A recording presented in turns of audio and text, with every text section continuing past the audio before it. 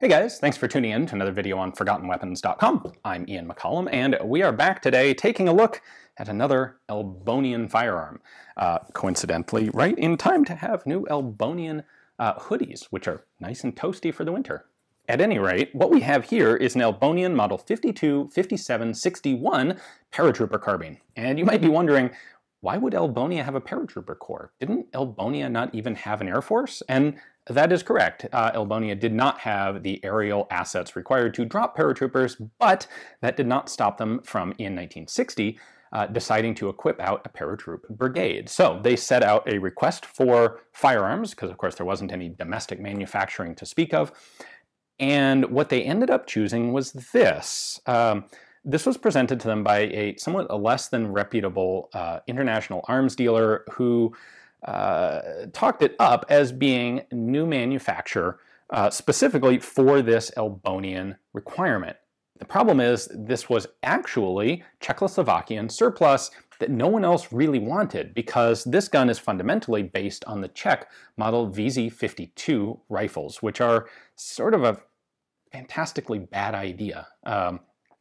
In 1952, Czechoslovakia manufactured several guns that were all remarkably subpar. It's like all their designers kind of went out and got hammered for a year, and so the Model 52 stuff came out, and then they kind of woke up and regretted it and went back and did things that were much better, like the VZ58, which was a fantastic rifle. Now, the VZ58 here is relevant because with the adoption of the VZ58, the older VZ52 rifles were really no longer necessary. And so this arms dealer was able to acquire a bunch of VZ52s from Czechoslovakia for basically next to nothing. And then those guns were modified to fit the Elbonian military requirements. So what the Elbonians wanted was something that would have more firepower than a traditional standard rifle. This is actually kind of similar to what the Germans did with the FG-42 during World War II, where they wanted something that was the weight and size of a rifle that paratroopers could drop with, but that could serve as sort of a de facto ersatz light machine gun. The Elbonians wanted the same thing, but they kind of pushed more towards rifle than towards light machine gun, as we see here. So what they did is they took what was the VZ-52, this is actually a 52-57 version, but they got a higher magazine capacity, and they got what they thought was better hand protection on the front end of the rifle. So Elbonians have always been suckers for ventilated handguards. We saw that with their Hakim light machine guns, and well, this arms dealer recognized that, and the same thing came back to bite them again. This is really what got the gun adopted by the Elbonians. So what they thought was a brand new rifle was in fact a VZ52 that had been worked on and restyled, shall we say, to have a ventilated shroud over the barrel, a cut down stock. I mean, it's got speed holes. It looks pretty darn cool. It looks a lot more high tech than the original VZ52s. And it was set up to take standard AK magazines, which is in fact a real improvement. Not just box magazines, like you might expect, but also drum magazines. So let me show you this up close, and we can go through the various changes that were made to it in order to fit the Elbonian requirements.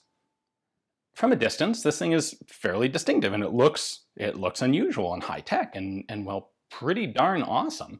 It's only when you get up a little closer that if you know what you're looking at, you can tell that it was clearly a Czech VZ52. Obviously, none of the Elbonian military staff recognized it, though.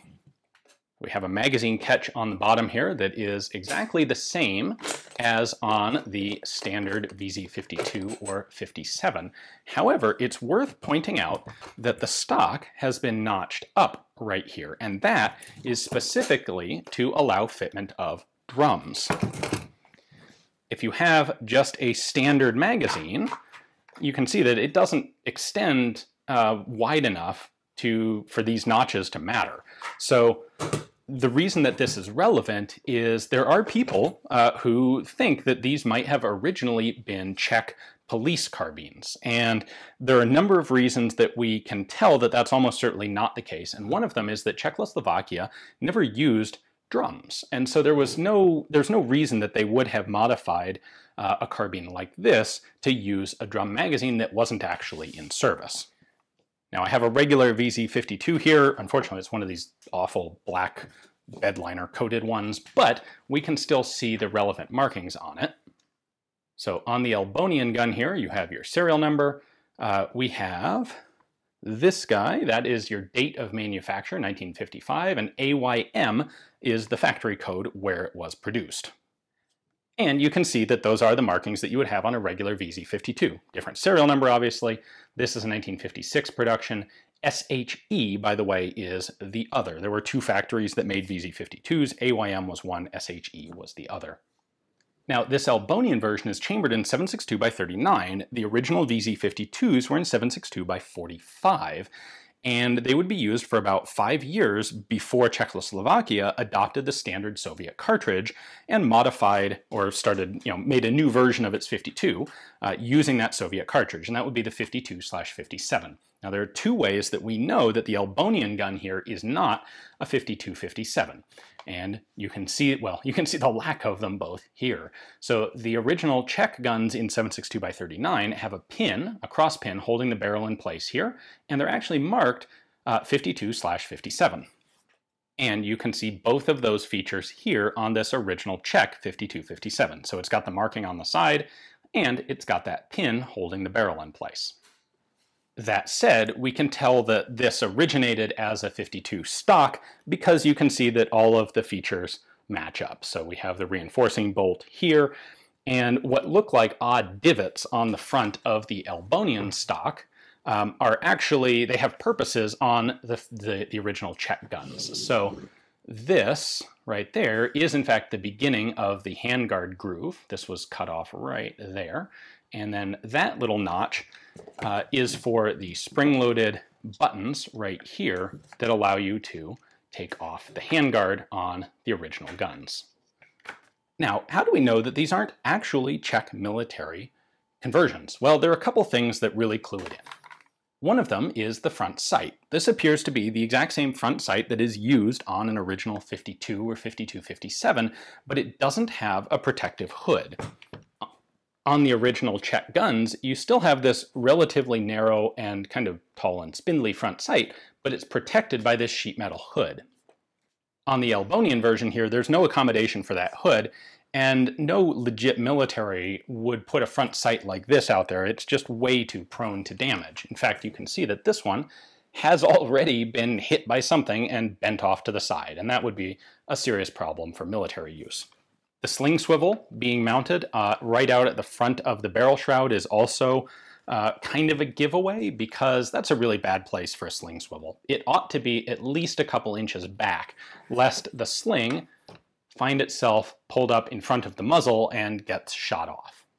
If we look at the stock, the original Czech guns had a little spring-loaded system here so that the butt plate could be removed, and there was actually sort of a second butt plate underneath that had storage for a cleaning kit. The spring and its associated hardware has been just filled in with wood putty or something up here, and what's supposed to be the removable butt plate is now fixed in place with a couple of Phillips head screws. And lastly, the stock here is held on by a socket hex or Allen screw. And that would not have been done historically by the Czechs. That's definitely something that came from a rogue arms dealer. All that being said, the way this goes together is actually kind of cool. So there is a threaded washer basically here in the front of the barrel shroud, and I can unscrew that.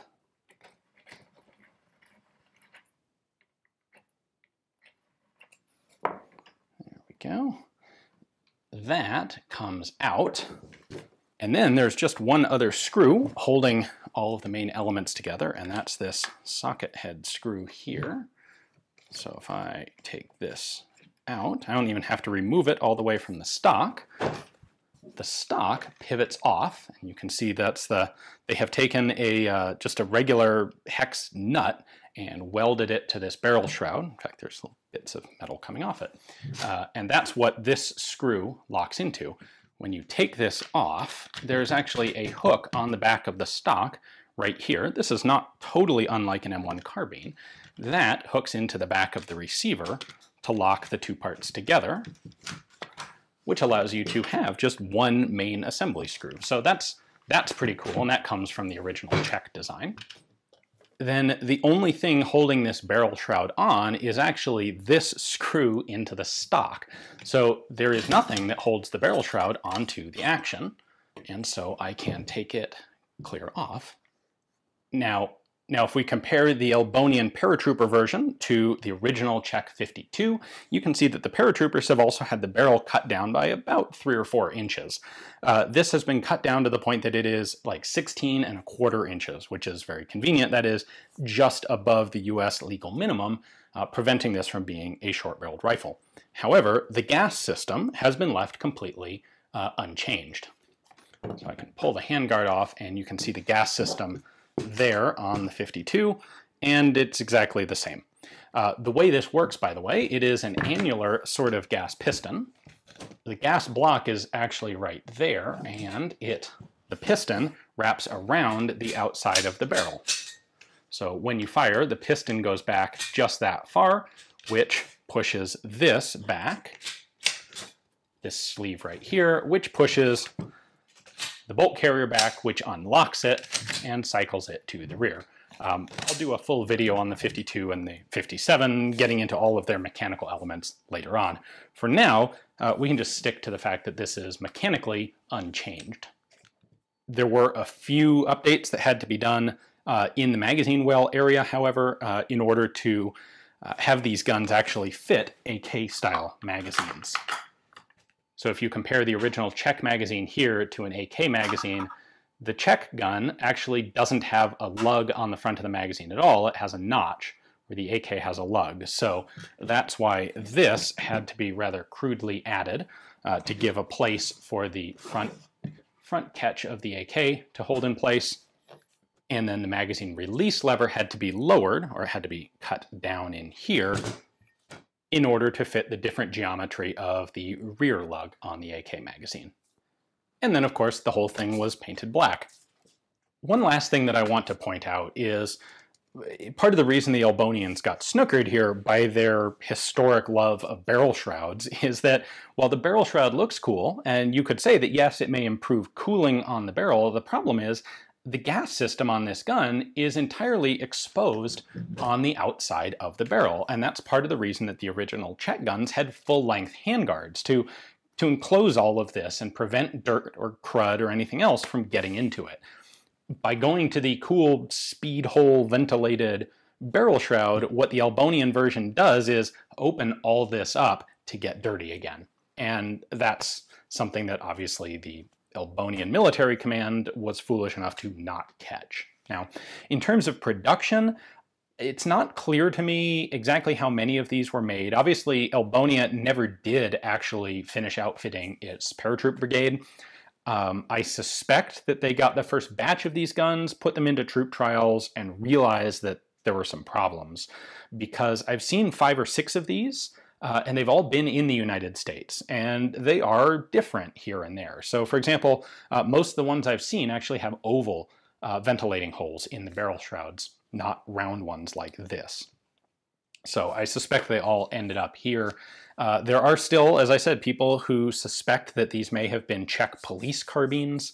I think that may have been a rumor spread by the arms dealer trying to sell them to Elbonia, perhaps, trying to convince them that there was some good military provenance and that someone else had purchased these things, and so Elbonia shouldn't worry about all those little details. Anyway, unlike with the Hakim light machine gun, this one appears to be in good functional order, so we're going to go ahead and take it out to the range and see how it does.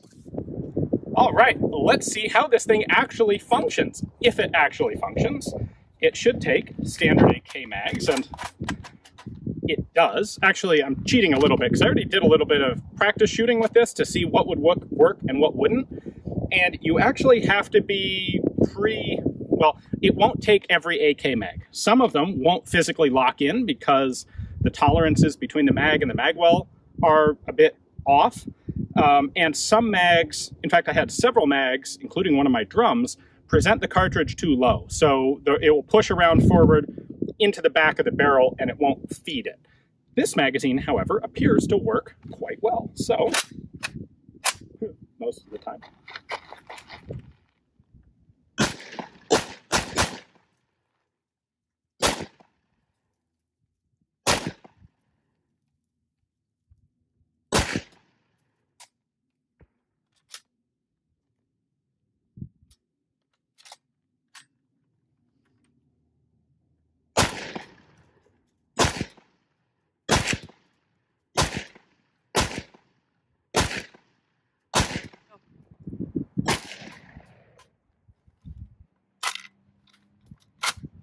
Mostly runs.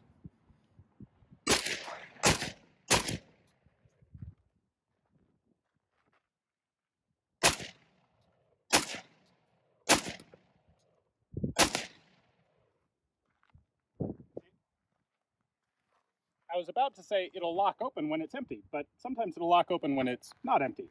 This is exactly what I was referring to when I said that some of the magazines don't quite have, they don't feed up quite enough. That seems to be the main functional limitation with this thing.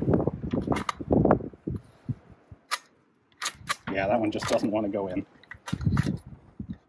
However, what is kind of cool is that this is not a magazine with a hold open tab on the follower, and yet